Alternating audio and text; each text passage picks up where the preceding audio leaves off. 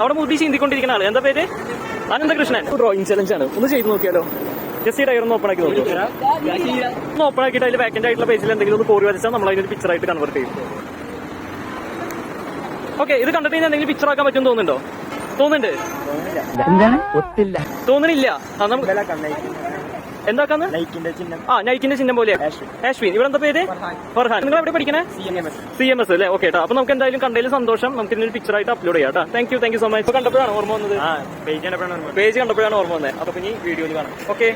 Okay bye.